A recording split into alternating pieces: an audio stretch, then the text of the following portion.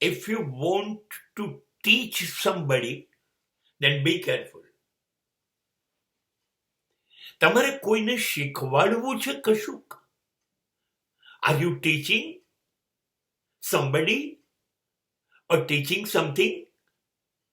તમે કંઈક શીખવાડી રહ્યા છો કોઈકને? હા, શીખવાડવું જોઈએ. પણ સાચી પદ્ધતિ એ છે કે તમે શીખવાડી રહ્યા છો, એ શીખી રહ્યો છે, એની ખબર એને ના પડવી જોઈએ. Learning is a process.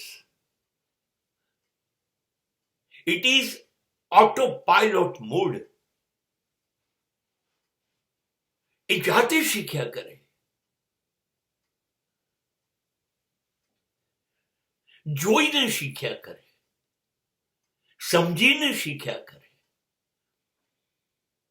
એને નથી ગમતું. શિક્ષણ પદ્ધતિથી શિક્ષણ અપાય એ નથી ગમતું. એટલે તમને ખબર છે, સ્કૂલો અને કોલેજોએ જે શીખવાડ્યું એ છોડી દઈને એ શીખવાનું શરૂ કરે છે. એ લોકોએ જે શીખવાડ્યું એ ભૂલી ગયા. તમે જ વિચારો, એ લોકોએ શીખવાડ્યું હતું, બહુ દબાણ કરીને શીખવાડ્યું હતું. 40 મિનિટ એક પછી એક શિક્ષકો હથોડા લઈને આવે અને મગજ ઉપર મારે. એમને એમ કે એમણે શીખવાડી દીધું. એમાંનું કશું જ કામ આવે છે? કોઈ જીવે છે જિંદગીમાં કસ ન હોય કે બક ન હોય લઈને? કોઈ ઘરમાં પ્રમેય બોલે છે? કોઈ ગુજરાતી કવિતા ઘડે છે કે સમજે છે?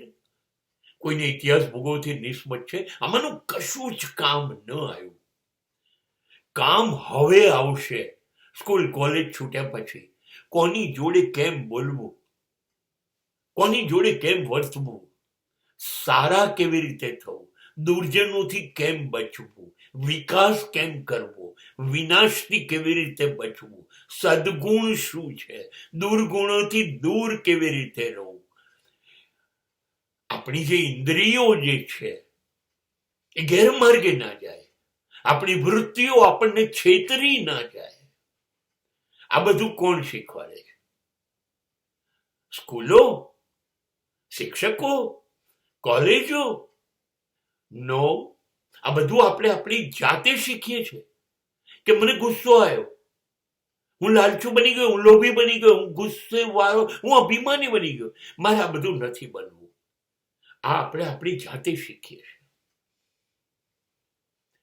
જ્યારે તમે કશુંક શીખવાડો ત્યારે એને ખબર ના પડવી જોઈએ. એને એવું લાગે એ જ શીખી રહ્યો છે. બસ આ છે રિયલ એજ્યુકેશન સિસ્ટમ.